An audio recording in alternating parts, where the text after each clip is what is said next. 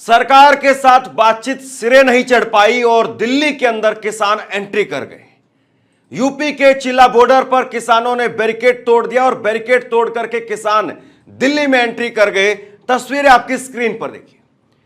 किसान लगातार भूमि अधिग्रहण कानून के तहत मुआवजे की मांग कर रहे थे।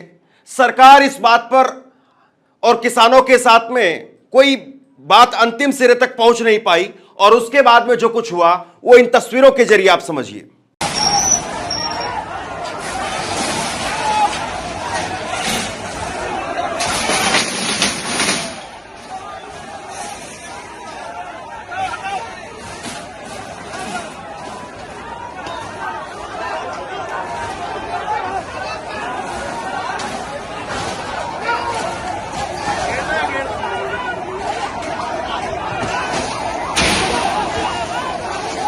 लंबे समय से लगातार किसान, यूपी के किसान वो लगातार कहते रहे हैं कि भूमि अधिग्रहण कानून के तहत 2013 का जो भूमि अधिग्रहण कानून है उसके तहत हमें मुआवजा दिया जाए, लेकिन उसके तहत मुआवजा नहीं मिल रहा है। एक तरफ सरकार जो है वो करोड़ों रुपए कमा रही है और किसानों को फूटी कोड़ी भी नहीं मिल रही है।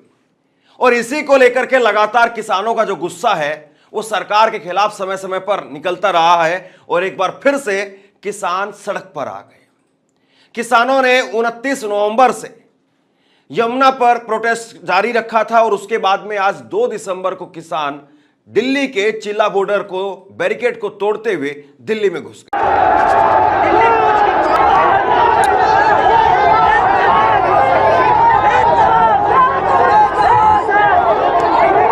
किसानों का वही तरीका, ट्रैक्टर लेकर के किसान पहुंचे। अब इस बात को आप कैसे भी देखिए, लेकिन ऐसा लगता है कि किसानों की यह मजबूरी हो गई है कि ट्रैक्टर लेकर के जब तक वो नहीं निकलते हैं सरकार के शायद कान पर जू नहीं रेंगती है और इसीलिए आज भी बड़ी संख्या में ट्रैक्टरों का काफिला लेकर के किसान निकले।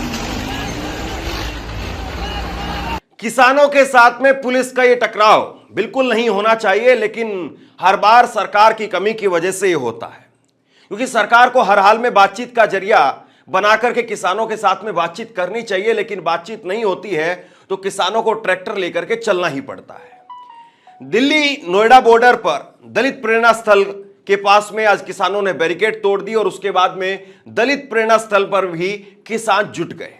ये जो तस्वीरें निकल करके सामने आई हैं, ये तस्वीरें बताती हैं कि किस तरीके से किसानों की तैयारी थी, बड़े लेवल पर किसानों की तैयारी थी और आखिरकार ये बॉर्डर टूटा और बॉर्डर टूटने के बाद में बैरिकेड टूटा और बैरिकेड टूटने के बाद में किसान दिल्ली के अंदर घुस गए।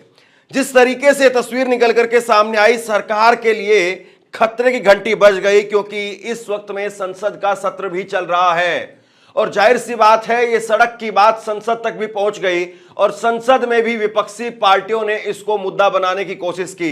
संसद में विपक्षी पार्टियों ने कहा कि मोदी सरकार वादा खिलाफी करती है और इसीलिए किसान आज एक बार फिर से दिल्ली आ रहे हैं। मैं इस समय दिल्ली और यूपी के बॉर्डर में हूँ। ये इलाका मयूर विहार का है और मेरे पीछे जो बैरिकेडिंग लगी हुई है, जो रैपिड एक्शन फोर्स की व्हीकल लगी हुई है, जो रायट कंट्रोल की व्हीकल लगी हुई है, ये दंगाइयों को रोकने के लिए नहीं है, ये इस देश के अन्नदाताओं, इस देश के किसानों के लिए लगाई गई है, जिससे इस देश के किसान कहीं राष्ट्र की राजधानी दिल्ली न पहुंच जाए।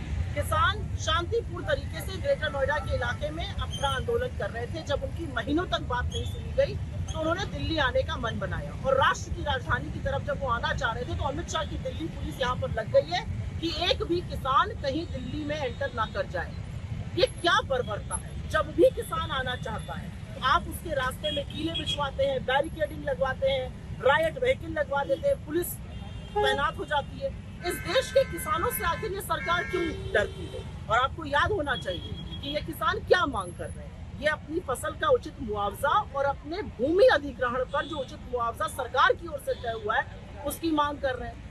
जबरन उनकी जमीन हड़पी जा रही है और किसान यही तो कह रहा है कि हमारी जमीन हमें, जो अगर आप ले रहे हैं तो उचित मुआवजा उसका दीजिए, हमें हमारी फसल का उचित दाम दीजिए। बजाय उनसे बैठकर समाधान निकालने के, बजाय उनसे बैठकर बात करने के, ये सरकार बार बार बर्बरता करती है। याद होगा 4 साल पहले इन्हीं किसानों में से 750 किसानों की शहादत हुई, लेकिन नरेंद्र मोदी का दिल नहीं पसीजा। अमित शाह की दिल्ली पुलिस का यहाँ तैनात होना इस बात का प्रमाण है कि ये सरकार इस देश के अन्नदाताओं की, इस देश की किसानों की रत्ती भर इज्जत नहीं करती है। किसान शांतिपूर्ण तरीके से राष्ट्र की राजधानी आना चाहते हैं, बार बार दिल्ली आने से उन्हें रोक दिया जाता है। क्यों रोक दिया जाता है? क्या दिल्ली किसी की बकौती है? क्या किसान दिल्ली नहीं आ सकता है? क्या दिल्ली बीजेपी के नाम कर दी है इस सरकार ने? किसान शांतिपूर्ण तरीके से आए, उससे बात कीजिए, समाधान निकालिए, वार्ता कीजिए, चर्चा कीजिए। लेकिन किसानों को आतंकियों की तरह ट्रीट करना, रायट व्हीकल लगवाना और यहाँ पर इतनी पुलिस की तैनाती इस बात का प्रमाण है कि नरेंद्र मोदी के दिल में किसानों के लिए जरा भी सम्मान है। यूपी बॉर्डर पर ही किसानों का इतना आक्रोश दिखा तो सोचिए, जब 6 तारीख को किसानों की तरफ से कहा गया है 6 दिसंबर को वो पंजाब और हरियाणा के शंभू बॉर्डर से दिल्ली के लिए कूच करेंगे, तब वहां पर किस तरह की स्थिति होगी। किसानों ने कहा है कि हम अपना सर पर कफन बांध करके 6 दिसंबर को दिल्ली के लिए कूच करेंगे, तब सरकार उसको कैसे संभालेगी। ये खबर आप देखिए, दिल्ली की मीडिया से ये खबर पूरी तरह से नदारद है, लेकिन अभी भी पिछली फरवरी से ये प्रोटेस्ट लगातार चल रहा है। सिर पर कफन बांध करके शंभू से दिल्ली पैदल चलेगा किसानों का जत्था। 4 पड़ावों पर रुक करके ठंड में रात काटेंगे किसान। लेकिन ये सब बातें और ये सब तैयारी तो वहां पर आप जानते हैं कि बॉर्डर पर किस तरह से दिखाई देती है। वहां पर दनादन आंसू गैस के गोले और पता नहीं पुलिस का क्या क्या इंतजाम वहां पर रहता है। सड़क को जो है वो बैरिकेड लगा करके रोकना शुरू कर दिया गया है। अब किसान कह रहे हैं कि पीएमओ इसमें दखल दे, बातचीत करे पीएमओ और इस मामले को सुलझाने का काम करे। मांग क्या है? मांग है एमएसपी को लेकर के, और इसी को लेकर के अब किसान नेता जगजीत सिंह डल्लेवाल वो आमरण अनशन पर बैठ गए हैं। पहले उनको पंजाब पुलिस ने हिरासत में ले लिया, 2-3 दिनों तक पंजाब पुलिस ने हिरासत में रखा। उसके बाद में जब उन्होंने छोड़ा, फिर उसके बाद में वो अनशन पर बैठ गए। और ये तस्वीर आप देखिए, किसान नेता रमनदीप सिंह मान, उन्होंने लिखा है कि एमएसपी गारंटी कानून की मांग को लेकर के आज किसान नेता जगजीत सिंह डल्लेवाल के आमरण अनशन का 6ठा दिन है। अगर सरकार एमएसपी गारंटी कानून पर वार्ता शुरू नहीं करेगी, यानी बातचीत शुरू नहीं करती है, तो 6 दिसंबर को शंभू बॉर्डर से किसानों का पैदल ही दिल्ली की तरफ कूच है। आशा है कि पीएमओ किसानों से बातचीत शुरू करेंगे। तो अब नरेंद्र मोदी जो कहते हैं एक फोन कॉल की दूरी पर हैं, जब किसान वहां पर बैठ करके मिन्नतें कर रहे हैं, आमरण अनशन पर मजबूर हो गए हैं किसान, तो क्या वाकई जो है वो रास्ता खुलेगा? बात केवल हरियाणा, पंजाब, उत्तर प्रदेश की नहीं है, पूरे देश में किसानों की जो स्थिति है वो सबको पता है। और एमएसपी को लेकर के नरेंद्र मोदी जब 2014 से पहले जब वो गुजरात के मुख्यमंत्री थे, इस बात की पैरवी करते थे। और उस वक्त की सरकार, मनमोहन सिंह की सरकार ने एक कमेटी बनाई थी और उस कमेटी के सदस्य के तौर पर नरेंद्र मोदी ने भी इस बात की वकालत की थी कि किसानों को एमएसपी मिले। लेकिन आज देखिए आप, सत्ता का रंग कैसा होता है।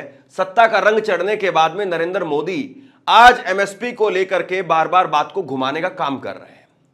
एक तस्वीर और देखिए आप, यह तस्वीर निकल करके सामने आई है कुशीनगर से, और कुशीनगर के अंदर एथेनॉल फैक्ट्री के जमीन अधिग्रहण के लिए पुलिस पहुंची और वहां पर झड़प हो गई।